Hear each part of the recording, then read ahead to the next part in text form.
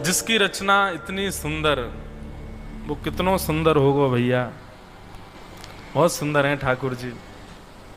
नैन पलक लागे नहीं, पलक जो हैं ये हमारे वश में होती हैं। नैन पलक लागे नहीं बिन देखे। हमारे ब्रज रसिक कहते हैं, बोले ठाकुर जी कितने सुंदर हैं। बोले इतने सुंदर हैं कि हमारी समस्त इंद्रियों में एकमात्र ये पलक ऐसी हैं जो हमारे वश में नहीं होती। ये कितनी बार झपकती हैं हमको पता नहीं, और हम कभी सोच के नहीं झपकते। कई बार श्वास भी हम सोच के लेते हैं। सब इंद्रियां सोच से ही कर्म करती हैं, पर ये पलक हमारे वश में नहीं होती, ये स्वतंत्र होती हैं। इनको जब झपकना है झपक। आप जिस दिन इन पर हक जमाना प्रारंभ कर दोगे, पलकों को सोचने लग जाओगे नहीं तुमको खुले रहना है, सोई इनमें से मोटे मोटे अश्रुबिंद गिरने लगेंगे। आप सब चीज सह सकते हो, लेकिन अपने पलकों को अपने वश में नहीं कर सकते। लेकिन हमारे ब्रज के रसिक कहते हैं नैन पलक लागे नहीं। बोले जब ठाकुर जी सन्मुख आ जाते हैं तो हम कैसे हो जाते, बोले अनमिश। हमारी पलकें जो हैं वो झपकना भूल जाती हैं, वो नीचे आ ही नहीं पाती हैं। आप प्रयास भी करोगे कि मुझे नेत्र बंद करने, तो नेत्र बंद हो नहीं पाएंगे। ऐसा ठाकुर जी का रूप है। तो सृष्टि का प्रसंग से पहले प्रलय का प्रसंग सुनिए। प्रलय कैसे होता है, और प्रसंग का वर्णन करते हुए कहते हैं, बोले कि जब प्रलय आना होता है तो सबसे पहला लक्षण क्या है प्रलय का? सबसे पहला लक्षण है कि ऋतु परिवर्तन होने लग जाएगा। गर्मियों के समय पर बारिश होगी, बारिश के समय पर गर्मी पड़ेगी, सर्दियों के समय पर ग्रीष्म ऋतु आ जाएगी, और धीरे धीरे ऐसा वातावरण हो जाएगा कि शीतकाल, जो शीत ऋतु है, शिशिर ऋतु है, ये तो खत्म ही हो जाएगी। सर्दी तो पड़ेगी ही नहीं। सबसे पहले वर्षा ऋतु बंद होगी, वर्षा होनी बंद हो जाएगी। उसके बाद धीरे धीरे शिशिर ऋतु चली जाएगी। केवल और केवल एक ऋतु रह जाएगी, ग्रीष्म ऋतु। गर्मी पड़ा करेगी बस। वर्षा होनी बंद हो जाएगी, उसी से पहले सब नाश होना प्रारंभ होगा। क्या कि फसल आदि ये सब होनी बंद हो जाएंगी। फिर लोग इसमें भी बुद्धि लगा करके जैसे तैसे दवाइयों से फसल उगा दिया, उनको खा के लोग मर जाया करेंगे। इस प्रकार का प्रलयकालीन समय आएगा। और वर्षा ऋतु बंद होगी कितने दिनों के लिए? 100 वर्षों के लिए। 100 वर्षों के लिए वर्षा बंद हो जाएगी। केवल और केवल सूर्य तपायमान होंगे, और प्रति वर्ष सूर्य का तेज पिछले तेज से अधिक हो जाएगा। 12 सूर्य आकाश में प्रकट हो जाएंगे। 12 सूर्य एक साथ, अलग अलग 12 सूर्य नहीं होंगे, एक ही सूर्य में 12 सूर्यों के समान तेज उत्पन्न हो जाएगा, और वह पृथ्वी को तपाएंगे। तो सबसे पहले क्या होगा? वर्षा 100 वर्षों के लिए चली जाएगी तो नदियां सूख जाएंगी। नदियां सूख जाएंगी, सारे पोखर तालाब आदि सब, तो सबसे पहले जल का संचार खत्म। जल जैसे ही खत्म होगा तो वायु खत्म होने लग जाएगी। धीरे धीरे तड़प तड़प करके लोग मरने लग जाएंगे। लेकिन मानव इतना बुद्धिमान होगा उस समय पर, वो फिर भी किसी ना किसी उपाय से जीवित रहेगा, वो कुछ ना कुछ कर लेगा उस समय पर भी। पर तभी क्या होगा? वर्षा बंद हो गई, हवा भी बंद हो गई, फसल आदि भी बंद हो गई। खाएंगे क्या? मानवों को खाना प्रारंभ कर देंगे। उसके बाद क्या होगा? शेषनाग के सिर के ऊपर तिल के समान पृथ्वी रखी हुई है। शेषनाग अपने सैकड़ों फनों से आग के गोले पृथ्वी के ऊपर फेंकेंगे। क्या हाल होगा? हम लोग तो बचेंगे ही नहीं, पूरी पृथ्वी जल करके राख हो जाएगी। इस प्रकार प्रलय आएगा। वो पिक्चरों में दिखाते हैं, सुनामी आ गई, पूरी पृथ्वी पानी पानी हो गई, आदि आदि। हर प्रकार से अलग अलग देखो, पंच तत्व हैं, पृथ्वी, जल, अग्नि, वायु, आकाश। हर प्रलय में एक श्रेष्ठ होता है। कभी जल प्रधान होता है, कभी अग्नि प्रधान होती है, कभी आकाश प्रधान होता है, कभी वायु। ठाकुर जी की इच्छा है किस किस तत्व को कह दें कि तुम आक्रमण कर दो, तो कभी जलाशय में डूब जाते हैं, पर मुख्य रूप से ये अग्नि में तपने वाला प्रलय है। और अभी प्रलय नहीं होगा कलयुग के बाद में, कलयुग के बाद में पुनः सतयुग प्रारंभ हो जाएगा, ऐसा हमारे गुरुजन बताते हैं कि भगवान कल्कि आएंगे और कल्कि आकर के जब पूरे विश्व का संहार करेंगे तो जो गिने चुने धार्मिक लोग बचेंगे वो शयन करेंगे, और जब पुनः उनके नेत्र खुलेंगे तो सतयुग प्रारंभ हो जाएगा, और सतयुग पूर्ण फिर से शून्य से सब कुछ प्रारंभ होगा, धीरे धीरे धीरे धीरे फिर सब शुद्ध होगा, पवित्र होगा, आदि आदि ऐसा होगा। प्रलय कब आती है? सतयुग त्रेता द्वापर कलयुग, सतयुग त्रेता द्वापर कलयुग, सतयुग त्रेता द्वापर कलयुग जब 71 बार बीत जाते हैं, 71 टाइम्स, तब ब्रह्मा जी का एक दिन होता है। ऐसे ब्रह्मा जी की जब 100 साल की आयु पूरी होती है तब प्रलय आता है, और प्रलय में ब्रह्मादि देवता भी चले जाते हैं, केवल मानव नहीं जाते। तो अभी तो प्रलय बहुत लंबी है, अब उसकी ज्यादा गहराइयों में जाना है तो फिर हमारे यहाँ गुरुजन बैठे, इनसे आप ज्यादा पूछ लेना। ये आपको मनु का नाम भी बता, अभी कौन से मनु चल रहे हैं, और प्रलय आना होगा उस समय कौन से मनु होंगे, इंद्र कौन होंगे उस समय, वहां इंद्र की पदवी पर कौन बैठा, ऐसा ऐसा पूरा वर्णन किया गया है, तब जाकर के प्रलय आएगा। ये सब पदवियां हैं देवताओं की, ये कोई एक ही देवता नहीं, इनकी पदवियां बदलती रहती हैं, इन पदवियों पर नए नए लोग बैठते रहते हैं। तो प्रलय सुनिए, पूरी पृथ्वी पर 100 वर्षों तक बारिश नहीं होगी, 12 सूर्य आकाश से तपाएंगे, और सहस्त्र मुखों से शेषनाग अग्नि के गोले पृथ्वी के ऊपर फेंकेंगे। पृथ्वी का मानव तड़प तड़प करके मर जाएगा, और पूरी पृथ्वी एक उपले की तरह, आपके यहां के तो गोबरी की तरह लाल लाल हो जाएगी, जल जाएगी। और फिर क्या होगा? बोले जितनी समुद्र आदि सब सूख चुका है, तो समुद्र, नदियां, जल जो भी आकाश में उड़ करके भाप बन के बादल बन के गए थे, 100 वर्षों के बाद उन बादलों का आगमन होगा, और वे सब बादल आकर के सांबर तक वर्षा करेंगे। 100 वर्षों तक वर्षा होगी। पहले 100 वर्षों तक पृथ्वी को तपाया जाएगा, जब सब कुछ नष्ट हो जाएगा, बिल्कुल राख हो जाएगी पृथ्वी, तब 100 वर्षों तक वर्षा होगी। और उस वर्षा में क्या होगा? पूरी पृथ्वी कैसी हो जाएगी? जैसे गोबरी को जला दो पूरी तरीके से, जब पूरी भस्म हो जाए, उसमें पानी डाल दो, क्या होगा? भस्म पानी में मिल जाएगी, बहने लगेगी। ऐसे ही पूरा ब्रह्मांड भस्म बनकर के जलाशय में बहने लगेगा। तब विराट भगवान अपना मुख खोलेंगे और श्वास भीतर को लेंगे। संपूर्ण चराचर ब्रह्मांड जो अब राख बनकर के जलाशय में मिल गया, सब कुछ भगवान के मुख में होकर के गर्भ में चला जाएगा। फिर ठाकुर जी योग निद्रा में शयन करेंगे, ठाकुर जी सो जाएंगे। बंधुओं, सतयुग त्रेता द्वापर कलयुग 71 बार बीतते हैं, तब ब्रह्मा जी का एक दिन होता है। ऐसे ब्रह्मा जी के जब 100 साल होते हैं, तब विराट भगवान का एक दिन होता है। सोचो, हमारा कोई अस्तित्व पता भी होगा भगवान को? हम कहां के कौन हैं? कुछ अता पता भी नहीं होगा हमारा ठाकुर जी को, लेकिन फिर भी वो सबका ध्यान रखते हैं। हम कितने भाग्यशाली, हम ठाकुर जी की सेवा करते हैं, उनकी लीला सुनते हैं, उनसे प्रेम करते हैं, और वो भी रिटर्न में प्रेम हमको देते हैं। ऐसे परब्रह्म विराट भगवान की ज्यादा विषय सुन लिए ना आपने, तो महाराज रात में भी वही देखेंगे। फिर आपको भयाभय नहीं है, पर उनका रूप ऐसा है, उनका वर्णन ऐसा है भागवत जी में। तो मैं तो कभी कभी विराट भगवान को पढ़ने के बाद फिर से बरहा पीड़म नटवर बपु कर्णयो कर्णकारम विव्रत वासा कनक कबसम वैजयंतीम चमालाम, में वही ठीक है भैया। विराट भगवान को हम ज्यादा देख ही नहीं पाते, उनके एक रो में। अच्छा, एक और बात सुन लीजिए, ये जो प्रलय हुआ है, ये केवल हमारी पृथ्वी और हमारे ब्रह्मांड का नहीं हुआ है। भगवान के एक रोमकूप में करोड़ों ब्रह्मांड हैं, एक रोमकूप में करोड़ों ब्रह्मांड हैं। उन करोड़ों ब्रह्मांड में एक ब्रह्मांड हमारा, उस ब्रह्मांड में एक पृथ्वी पर हम रहते हैं। ऐसे करोड़ों ब्रह्मांड का प्रलय होता है।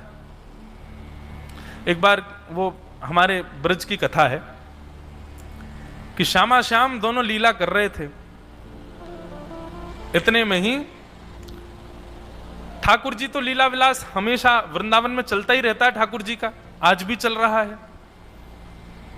तो श्री उद्धव जी महाराज ठाकुर जी के परम प्रिय सखा वो ठाकुर जी की निवृत्त निकुंज में प्रवेश करने लगे। हमारे व्रज में कुंज, निकुंज, निवृत्त निकुंज, ये 3 कुंज होती हैं। कुंज में सबका प्रवेश है, हम लोग जहां तक जाते हैं वो कुंज है, लेकिन वहां जा जा करके जब स्वयं को अधिकारी बना लेते हैं तो फिर हमारा निकुंज में प्रवेश हो जाता है। तो फिर निकुंज उपासी अलग दिखने लगते हैं वृंदावन में। निकुंज वृंदावन में जो आपको दिख रहे हैं वो सब कुंज उपासी हैं, पर वृंदावन में रह रह करके वृंदावन की उपासना कर करके वृंदावन की रज माथे से लगा करके वहां के लीला विलास सुख ठाकुर जी की सेवा करके संत जनों का संग करके फिर आपको निकुंज में प्रवेश मिल जाता है। तो निकुंज में प्रवेश करने वाले भक्त अलग ही दिखते हैं। उनका सुख केवल और केवल श्यामा श्याम का लीला विलास है और कुछ नहीं है। वो चीर पहन करके वृंदावन में रहेंगे, संत जनों के ब्रजवासियों की यहां की टूक पा करके रहेंगे, पड़े रहेंगे कुंजन के कोने में, श्याम राधिका गाते रहेंगे। ये निकुंज। और निवृत्त निकुंज क्या है? बोले निवृत्त निकुंज में किसी का प्रवेश नहीं है, केवल श्यामा श्याम है वहां पर। कुंज में सब कुछ है, निकुंज में केवल सखियां हैं और श्यामा श्याम हैं, और निवृत्त निकुंज में केवल श्यामा श्याम और कोई नहीं है। वहां तो कोई वही प्रवेश करता है जिसको ठाकुर जी या श्री जी जिस पर प्रसन्न हो गए। जैसे हमारे सूरदास ये निवृत्त निकुंज में है, जैसे भक्तिमती मीराबाई ये निवृत्त निकुंज में है। ये ठाकुर जी के अंतःपुर में है, बिल्कुल अंतरंग वहीं रहते हैं। हमारे वृंदावन में ऐसा नहीं माना जाता कि सूरदास आदि ये सब इन्होंने प्राण त्यागे, नहीं। भाग्य बड़ो वृंदावन पायो।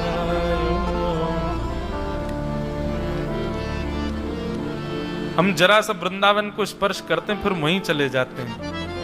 महाराज जी हमारे वृंदावन की रीति है कि वृंदावन में प्राण त्यागने वाला कभी किसी अन्य लोक में नहीं जाता। स्वयं महादेव कहते हैं कि वृंदावन में प्राण त्यागने वाला वो निवृत्त वृंदावन में पहुंच जाता है, वो वास्तविक वृंदावन में पहुंच जाता है। जो आज से 5000 वर्ष पहले वृंदावन था वह वृंदावन आज भी गोपनीय रूप से विद्यमान है।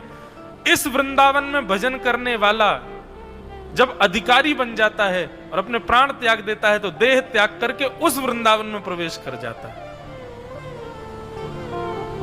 उसी को निवृत्त वृंदावन कहते हैं, निवृत्त निकुंज। कुंज और निकुंज तक हमारी अभी पहुंच है, निवृत्त निकुंज में तो जाने के लिए देह त्याग करना पड़ेगा। स्वामिनी जी और स्वामी कृपा करें तब वह मिल सकता है। तो मैं कह रहा था, हाँ, श्री उद्धव जी महाराज भगवान की निकुंज लीला में आए।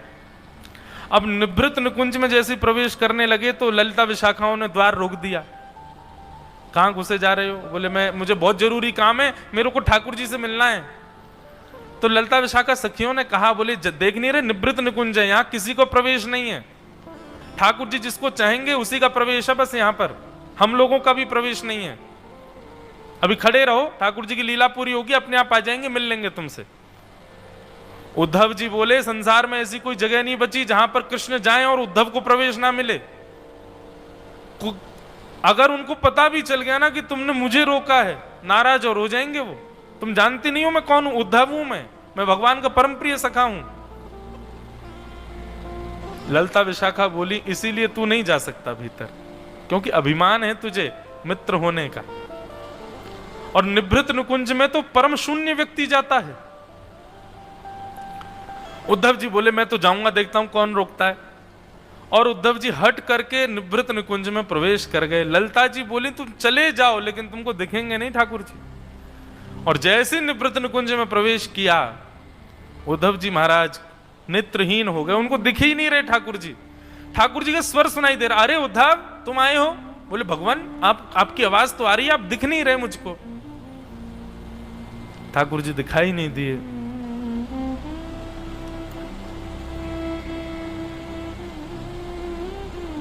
ठाकुर जी ने कहा, निश्चित ही ललिता ने तुमको रोका था, तुम फिर भी भीतर आ गए, इसलिए मेरे वैष्णव के अपमान करने की वजह से ये उद्धव हुआ है कि तुम्हारे नेत्र चले गए। अभी तो ये वापस आएंगे, परंतु यह अपमान तुमको भोगना तो पड़ेगा। इसलिए कलिकाल में तुम सूरदास बनकर के आओगे और तुम्हारे नेत्र नहीं होंगे, पर फिर भी तुम मेरी विशिष्ट लीलाओं का दर्शन किया करोगे और उन लीलाओं को पदबद्ध करके मुझे दिया करोगे, मेरे को अर्पित किया करोगे। ना जाने असंख्य वैष्णवों को मेरी लीला अनुराग करा करके तुम मेरे चरणाश्रित बना दोगे। उद्धव जी महाराज बोले, अच्छा मुझे नेत्रहीन होने का श्राप दिया, मैं भी श्राप देता हूं। यह भी जिस प्रकार तुम्हारे समीप रहने का इनको बड़ा अभिमान है ना कि हम तो शामा शाम के समीप रहते हैं, पूर्ण अधिकार है, यह भी विरह व्याकुल होकर के पृथ्वी पर विचरण करेंगी। और वही कहते हैं ऐसा भाव, तो वही मीरा जी के रूप में प्रकट हुए और पूरे जीवन विरहातुर ही रही। पर दोनों के विरह ने और यहां उनके चक्षु प्रज्ञा चक्षु होने के कारण न जाने कितने लोगों को भक्ति संग प्राप्त हुआ। तो एक वर्णन वहां पर ऐसा आता है कि जब उद्धव जी महाराज आए तो उनके साथ तो ऐसा हुआ। एक बार ब्रह्मा जी आए और ब्रह्मा जी जैसे निवृत्त निकुंज में प्रवेश करने लगे, ललिता विशाखा जी बोली, पता नहीं है उद्धव के साथ क्या हुआ, तुम भी घुस रहे हो भीतर। बोले, वो उद्धव था, मैं ब्रह्मा हूं, पूरी सृष्टि बनाता हूं मैं, मुझे तो कभी भी काम पड़ सकता है भगवान से, मेरे लिए तो कहीं रोक टोक नहीं हो सकती। बोले, नहीं, वृंदावन में तुम्हारे लिए भी रोक है। ठाकुर जी यदि वृंदावन विलास कर रहे हैं तो यहां ब्रह्मा भी नहीं आ सकता। ब्रह्मा जी बोले, देखो मैं ब्रह्मा हूं, भगवान को जाकर के एक बार कह दो, वो खुद दौड़े चले आएंगे बाहर। ललिता जी बोली, अच्छा ठीक है, हम जाके बता देती हैं। ये बताओ तुम कौन से ब्रह्मांड के ब्रह्मा हो? ब्रह्मा जी बोले, एक ही ब्रह्मांड है, कौन से ब्रह्मांड के ब्रह्मा, ये क्या बात होती है? ललिता विशाखा एक दूसरे को देख के मुस्कुराने लगी। बोले, हमारे वृंदावनेश्वर श्री कृष्ण के जितने रोए हैं ना, उन प्रत्येक रो में करोड़ों ब्रह्मांड हैं। वो ऐसे हाथ छिड़क देते हैं तो ब्रह्मांड निकल आता है बाहर। उसी ब्रह्मांड का संचार कर, एक ब्रह्मांड का हाथ छिड़कते हैं तो करोड़ों ब्रह्मांड निकलते हैं, उसमें से एक ब्रह्मांड का संचार करता एक ब्रह्मा होता है। ऐसे करोड़ों ब्रह्मांड एक रोंकूप में तुम कहां के ब्रह्मा हो, ये बताओ। ब्रह्मा जी को चारों मुखों से मूर्छा आ गई, वहीं गिर गए। बोलो, मुझे नहीं पता, मुझे तो आज पता चली है कि मेरे अलावा भी एक और ब्रह्मांड है। तब भगवान ने आकर के कहा, ब्रह्मा जी ये सत्य कह रहे हैं, ऐसे अनेक ब्रह्मांड हैं, अनेक पृथ्वियां हैं, अनेक लीलाएं चल रही हैं, अनेक मानव हैं। मेरा ये लीला, मेरा ये संसार का सृजन भाव है, इसके विस्तार को तुम समझ नहीं पाओगे। इसलिए जितना गुरुजन जिस लीला का वर्णन करते हैं, केवल उसी तक सीमित रहो। ठाकुर जी के विराट रूप में जाने का अगर आपने मन बना लिया कि मुझे विराट रूप समझना है, तो भैया ये पूरा जीवन निकल जाएगा, पागल और हो जाओगे। हो सकता है कि पागल खाने में भर्ती होना पड़े, लेकिन भगवान का विराट रूप नहीं समझ आ सकता। ऐसा विराट रूप है भगवान का। तो ऐसे करोड़ों ब्रह्मांड का जब प्रलय होता है, भगवान अपने उदर में धारण करके भगवान शयन कर जाते हैं। सबका प्रलय होता है। केवल ये जो 4 व्यासपीठ लगी हैं, यहां रखे हुए इन ग्रंथों का कभी प्रलय नहीं होता है। इनका नाम क्या है? वेद। वेदों का कभी प्रलय नहीं होता, क्योंकि वेद क्या है? वेद शब्द हैं।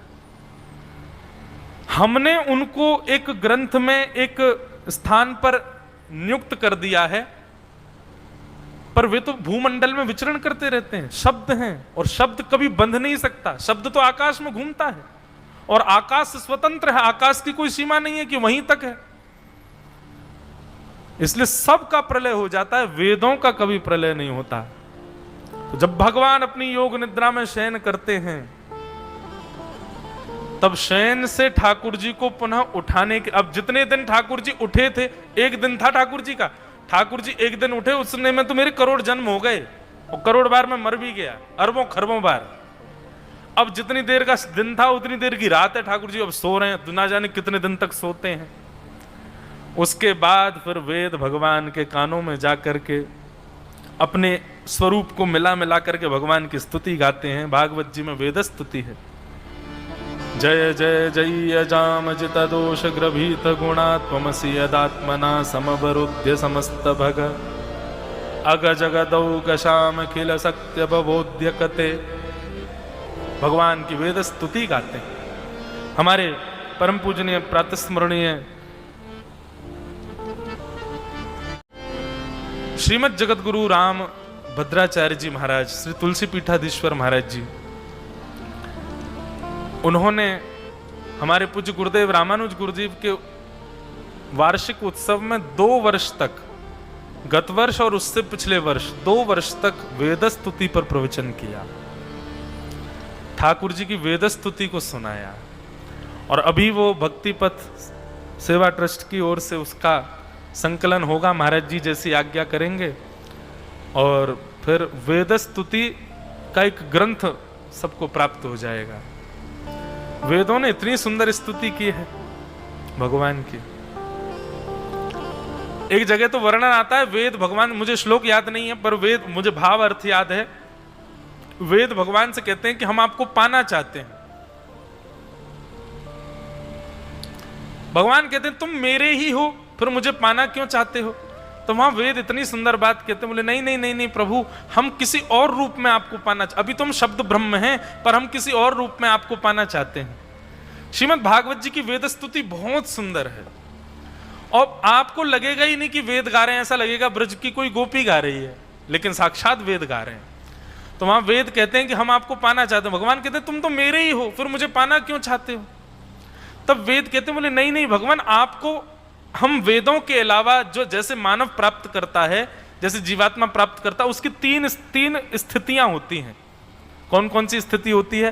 बोले पहली स्थिति होती है जप करके, यज्ञ करके, हवन करके, होम करके, नियम पालन करके आपको प्राप्त करे। दूसरा होता है तप करके, हिमालय पर जाए, अपने शरीर की विपरीत अवस्था में जाकर के तप करे और तप करके आपको प्रसन्न करे, आप प्रसन्न हो जाओगे तब आप मिलोगे। लेकिन भगवान ना तो हमसे जप नियम हो पाएगा। अरे नहीं, वहां जप नियम नहीं कहते हैं, वेद वहां दूसरा भाव कहते हैं। वेद कहते हैं, मेरे अध्ययन में नहीं था इसलिए भूल गया, क्षमा। 3 जो भाव हैं कैसे प्राप्त कर सकते हैं भगवान को? तो पहला भाव कहते हैं या तो तप करके, तप करो, तप में सब आ जाता है, जप नियम यज्ञ होम अनुष्ठान आदि सब यज्ञ में तप में आ जाता है। या तो तप करके आपको प्राप्त करो। और वेद कहते हैं या फिर दूसरा स्थान हमने क्या देखा भगवान बोले क्या देखा? बोले या फिर राक्षसों की तरह आपसे बैर करके आपको प्राप्त करो। वेद की बात सुनकर भगवान के क्या कह रही हो? तब श्रुतियां कहती हैं, बोले देखो भगवान, किसी को प्रेम से पुकारो तो एक बार को वो व्यक्ति भाव खाता है, नहीं आता, लेकिन उसी व्यक्ति को यदि कुछ अपशब्द कह करके बुलाओ, हे मूर्ख इधर आओ, मूर्ख सुनते ही वो तुरंत आ जाता है। इसका मतलब आपको प्राप्त करने का एक तरीका तो है जप नियम तप अनुष्ठान यज्ञ होम आदि, उससे आप सुनो नहीं सुनो, आप कई बार सुनते भी नहीं है पर प्रभु, पर दूसरा आपकी प्राप्ति का साधन हमने क्या देखा? बोले रावण कंस आदि आदि ये सब राक्षस जो थे, ये सब आपको बैर करते थे, आपके बारे में पूरे दिन निंदा करते रहते थे, और परिणाम ये कि वे नहीं आए, आप उनके पास गए हो। भले ही उनका वध करने गए, लेकिन आप गए तो सही उनके पास। तो या तो आपको बुलाने का जप तप साधन है, या फिर आपको बुलाने का आपसे बैर करना साधन है। भगवान बोले तो तुम श्रुतियां क्या करना चाहती हो? तब चारों वेद कहते हैं, बोले नहीं नहीं नहीं भगवान, श्रुतियां कहती हैं हम ना तो देखो यज्ञ तप कर सकते हैं, बहुत कठिन है, हमसे नहीं होगा, और राक्षसों की तरह बैर हम कर नहीं सकते, हम तो आपसे प्रेम करते हैं। तो फिर तीसरा उपाय क्या है? बोले तीसरा यथा ब्रज गोपिका नाम, जैसी ब्रज की गोपियां आपके गोल मटोल गालों पर न्योछावर रहती हैं, जैसी ब्रज की गोपियां आपके इन सुंदर सुंदर भुजाओं पर मोहित रहती हैं, आपकी चाल देखती हैं, आपकी ढाल देखती हैं, आपकी मधुर मुस्कान देखती हैं, आपके कटाक्ष चितवन का दर्शन करके आपसे प्रियतमा की तरह प्रेम करती हैं। हे नाथ, हम वेद भी प्रियतमा का रूप धारण करके आपसे प्रेम करना चाहते हैं। इतना सुंदर वर्णन वेद स्तुति का है श्रीमद् भागवत में।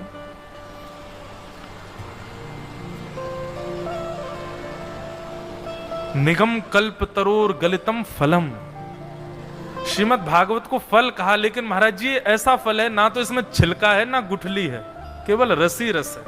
कोई विषय उठा लो भागवत जी का, कहां तक कहें कृष्ण कंस दोनों के युद्ध की कथा, वो भी इतनी सुंदर है कि वहां पर भी ठाकुर जी का रूप लावण्य प्रकट हो जाए, वो भी प्रेम युक्त है। इसीलिए भागवत पुराण सम्राट है, क्योंकि यहां पर कोई भी विषय ऐसा नहीं है कि वो छोड़ दिया जाए तो चले, नहीं, सब सुनने योग्य। तो वेद स्तुति गाते हैं भगवान की, और जैसे ही वेद स्तुति गाते हैं तो वेद की स्तुति सुनकर के ठाकुर जी अपनी आंखें मीटते हैं, और आंखें मीट करके जैसे ही उठते हैं, अब कोई है ही नहीं, भगवान है अकेले और कोई है ही नहीं, तो भगवान बैठे बैठे मन में चिंतन करते हैं, और वो जो चिंतन करते हैं वो होने लग जाता है। एको हम बहुश्याम, मैं एक हूं अब बहुत होना चाहता हूं। और ठाकुर जी चिंतन करते हैं, फिर उनको क्रिया नहीं करनी पड़ती, कर्म हमको करना पड़ता है चिंतन करके, भगवान को नहीं। भगवान तो जो सोचते हैं वो हो जाता है। जैसे ठाकुर जी ने सोचा मैं एक हूं बहुत होना चाहता हूं, तभी नाभि से अपने आप कमल उत्पन्न हो गया, उत्पन्न होकर के आकाश की ओर जाने लगा, और उसी कमल के मध्यस्थ विराजमान श्री ब्रह्मा जी, ब्रह्मा जी की उत्पत्ति की पूरी कथा सुनाई कि ब्रह्मा जी कैसे उत्पन्न होते हैं। और फिर ब्रह्मा जी की उत्पत्ति होने के बाद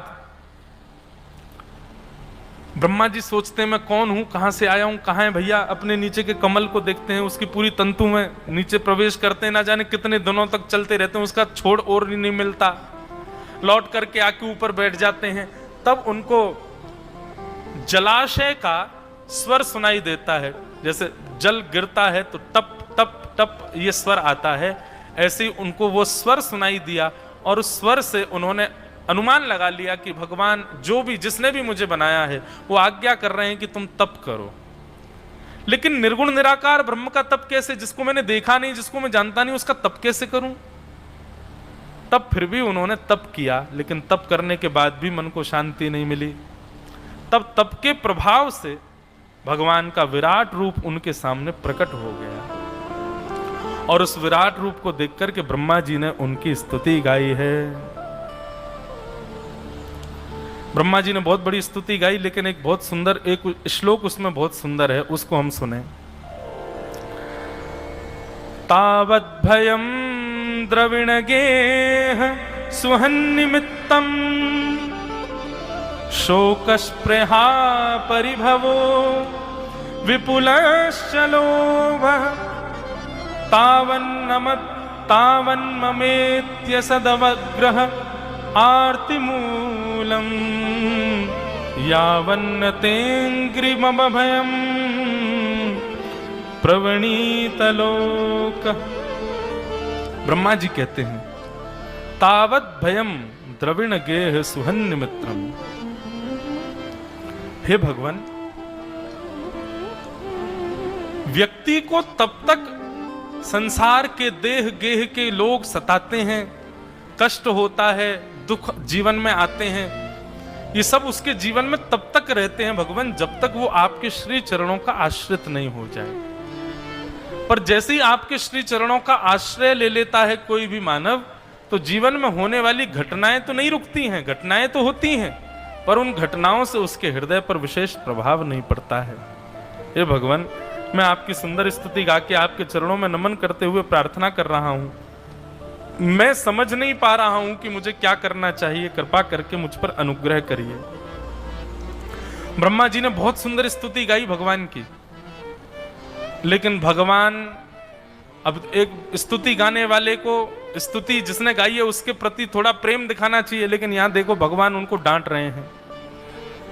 जैसे ब्रह्मा जी ने स्तुति पूरी की तो भगवान कहते हैं, श्री भगवान उवाच माम वेद गर्वः कास्तंद्रिम सर्ग उद्यम मावह तन्मया पदितं ह्यग्ने यन्मां पार्थ्यते भावना। हे वेद गर्भ ब्रह्मा, तुम स्तुति गाकर के आलस्य में मत जाओ, अपने आलस्य का त्याग करो, मेरे भरोसे पड़े रह करके आलसी मत बनो। मेरी स्तुति, मतलब भगवान यहां ये कहना चाहते हैं कि तुम मेरी स्तुति गा करके ये मत सोचो कि मैं प्रसन्न हो जाऊं तो तुम्हारे ऊपर कोई भार ना देकर के मैं ही सृष्टि कर दूंगा। आलसी मत बनो, देव देव आलसी पुकारा, मेरे भरोसे मत पड़े रहो, उद्यम करो और मैंने जो तुमको चतुश्लोकी भाव सुनाया है उसका अनुष्ठान करो। यहां ठाकुर जी अनुष्ठान का भाव देते हैं। अनुष्ठान करके अपनी मन बुद्धि को एकाग्र करके विचार करो और विचार करके कर्म में लग जाओ। तुमको सृष्टि करनी है, और कैसी सृष्टि करनी है? बोले ऐसी सृष्टि करनी है, ऐसे जीव बनाने हैं जो कर्म भी करें और मेरी प्राप्ति के लिए भजन भी करें। जाओ। ब्रह्मा जी को आज्ञा दे दी। ब्रह्मा जी ने पुरस्करण किया, चतुश्लोकी भागवत का नित्य नित्य नित्य स्मरण करते रहते, उनकी बुद्धि मेधावी होती चली गई और श्री ब्रह्मा जी महाराज ने इस प्रकार पृथ्वी पर सृजन करना प्रारंभ किया। 10 प्रकार की सृष्टि ब्रह्मा जी ने बनाई।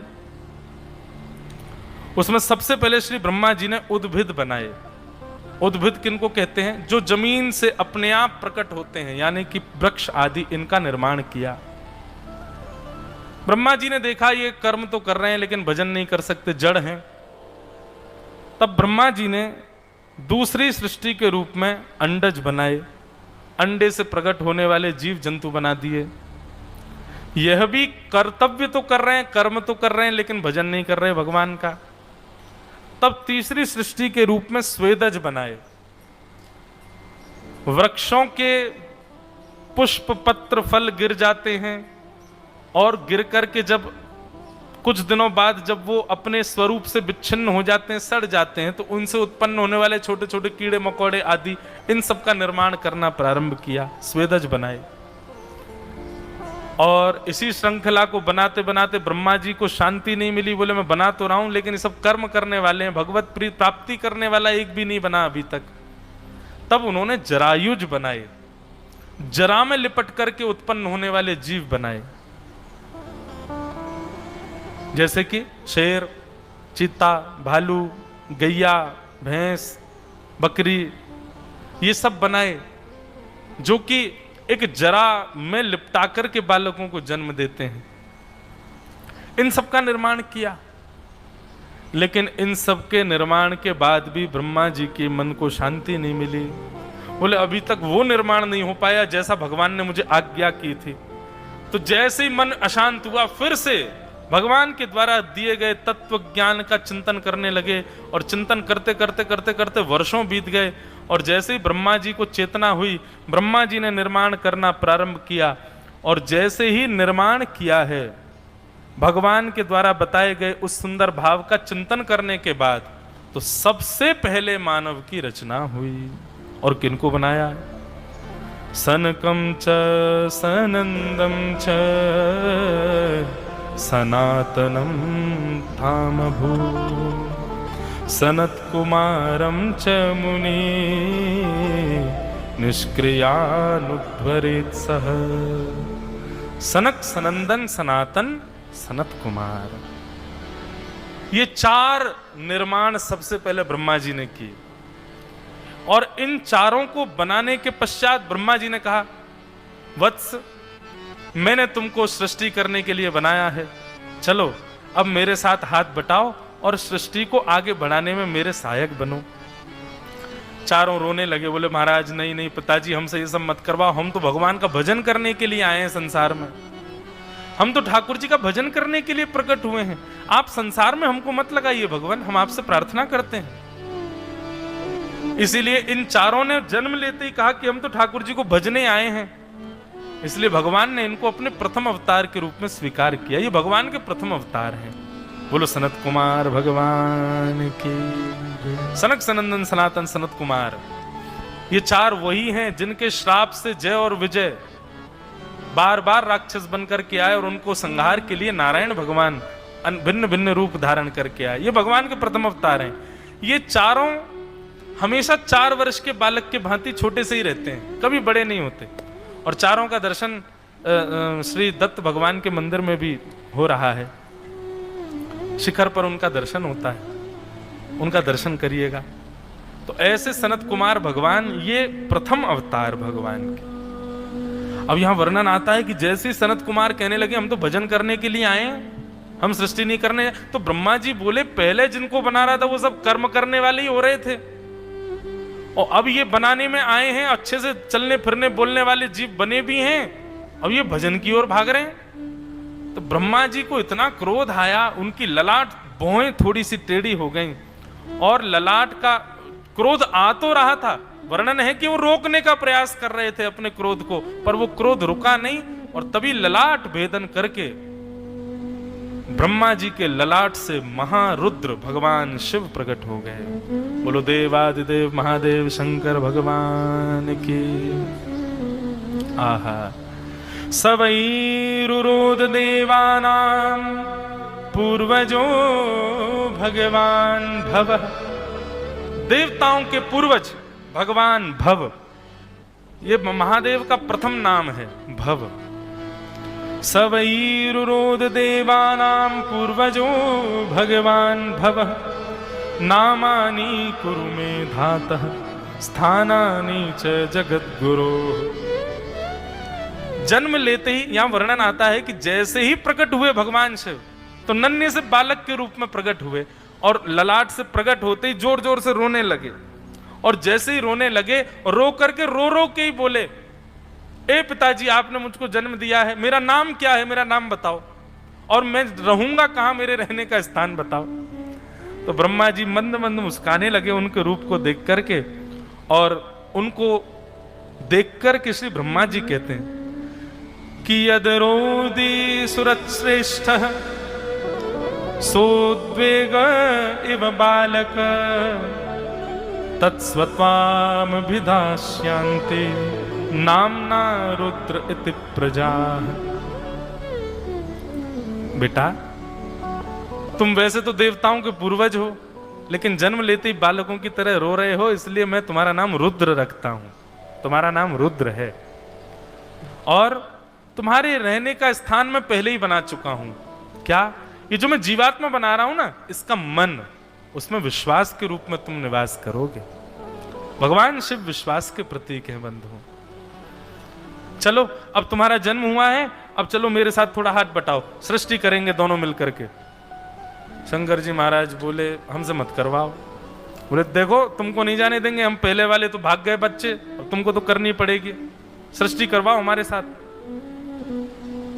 बोले पिताजी पछताओगे। बोले ठीक है पछता लूंगा, लेकिन तुम सृष्टि करो हमारे साथ। शंकर जी बोले ठीक है भैया, चलो बताओ क्या करना है। बोले ये है डायग्राम पूरा बताया। बोले ऐसे ऐसे मानव बनाने हैं, और जाओ, मैं तो बहुत दिनों से सृष्टि कर रहा हूं, थक गया हूं, थोड़ा आराम में जा रहा हूं, तुम जाओ जाकर के सृष्टि करो इसी अनुसार जैसा मैंने बताया। चतुश्लोकी भागवत प्रदान कर दी, कुछ रूप स्वरूप बता दिए, जाओ महादेव जाकर के सृष्टि करो। भगवान शिव ने देखा ब्रह्मा जी ने जैसे जैसे रूप बताए थे, एक नाक बनानी है, दो आंख बनानी है, दो कान बनाने हैं, एक हाथ बनाना है, दो पैर बनाना है, ऐसे ऐसा मन बनाना है, ऐसा हृदय बनाना है, इस प्रकार से सब बता दिया। स्वभाव का निर्माण करना है, गुणों का निर्माण करना है। शंकर जी महाराज देख करके बोले हमको तो आनंद नहीं आ रहा पिताजी के भाव में, हम अपने भाव से बनाएंगे। बोले पिताजी कहते हैं एक मुख होना चाहिए, पर हम कैसे बनाएंगे? को मुखहीन, बिना सर का ही इंसान बना दिया महाराज। ओ बिना सर के ही चल रहा है, दिशाओं से उसको पता चल रहा है कि मुझे कहां जाना है, सामने पेड़ है अब यहां से मुड़ना है। वो बिना आंखों के, बिना मुख के ही चल रहा है, को मुखहीन। और किसी को कैसा बना दिया? बोले विपुल मुख काहू, किसी के खूब सारे सर बना दिए, इतने सारे सर लिए घूम रहा है। बोले हाँ अब बढ़िया लग रहा है, ये बढ़िया बना है। अब क्यों? एक मुंह होता, पीछे से शत्रु प्रहार करे उसको कैसे पता चले, इसके बाकी के मुंह घूम घूम के देख लेंगे। और इसमें एक और क्वालिटी होगी, क्या? एक सिर में दर्द होगा तो उस सिर को ये शांत कर देगा, उस स्वर को ये, उस मुंड को ये विश्राम में भेज देगा, दूसरे मुंड से काम कर लेगा। और इसमें एक और व्यवस्था हो जाएगी, क्या? 24 घंटे मानव कर्म कर सकता है। 5-10 सर हैं तो 5 सर रात में सोएंगे, 5 सर सुबह सो जाया करेंगे। 24 घंटे मानव क्रिया मत रहेगा।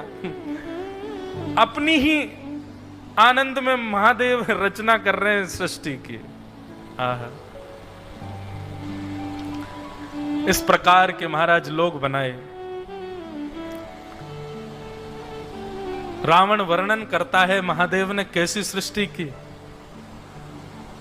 यस्यास्ते ड्राट ड्राट डुट डुट मम लम टम टम टम टम टम डमशम डमशम डुडमशम डुहि डुहि चकितम भूपके भूपनालम तैलम तैलम तु तैलम खुकु खुकु खुकु ख्वांग ख्वांग ख्वांग ख्वांग ख्वांग ध्यायन्ते विप्रगान्ते वसति च सकलम पातु नो चंद्रचूड़। महादेव कैसी रचना करते हैं। रावण वर्णन करता है, बोले ये जो स्वर मैंने बोले हैं इस श्लोक में, ऐसे स्वरों से अपनी वार्तालाप करने वाले जीव बनाए मेरे गुरुदेव महादेव ने।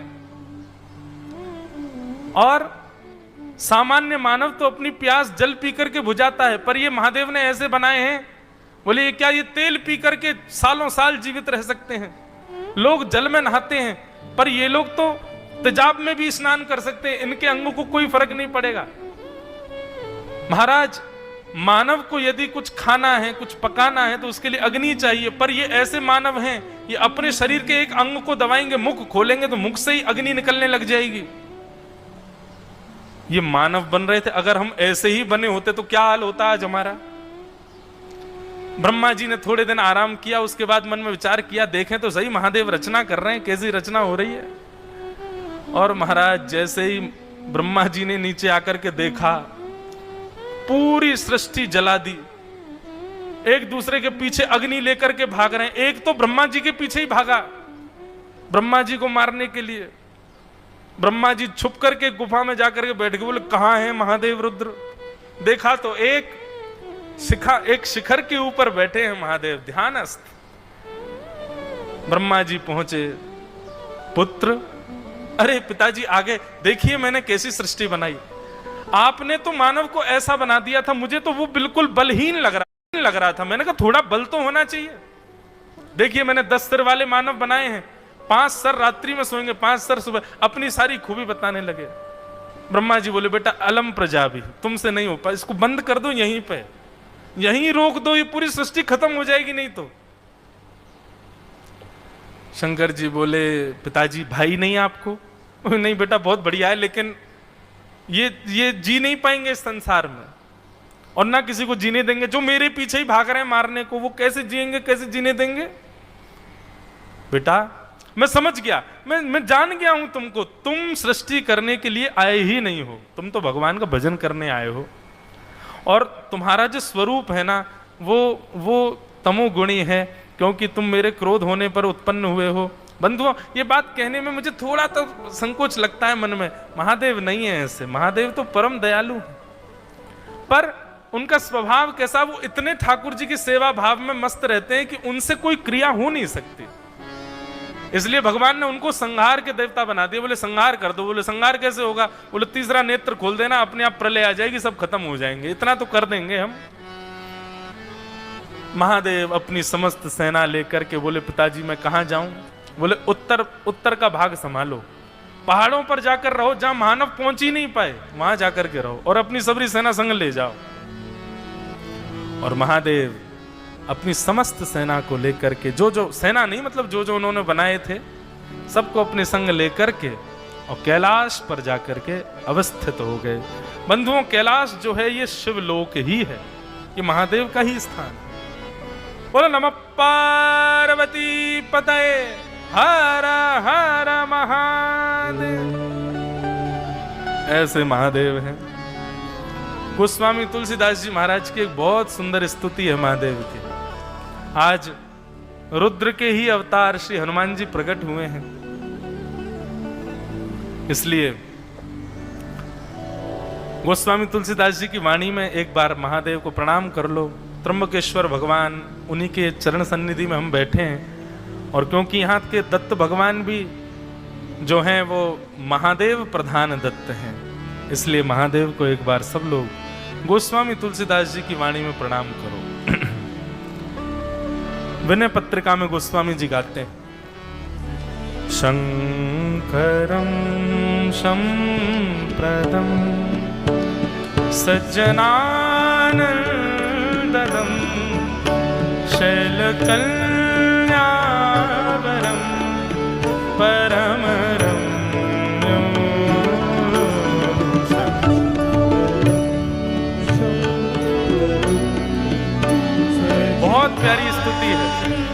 अगर आपको अपने फोनों में मिल जाए तो तुरंत निकाल के गाइए मेरे साथ।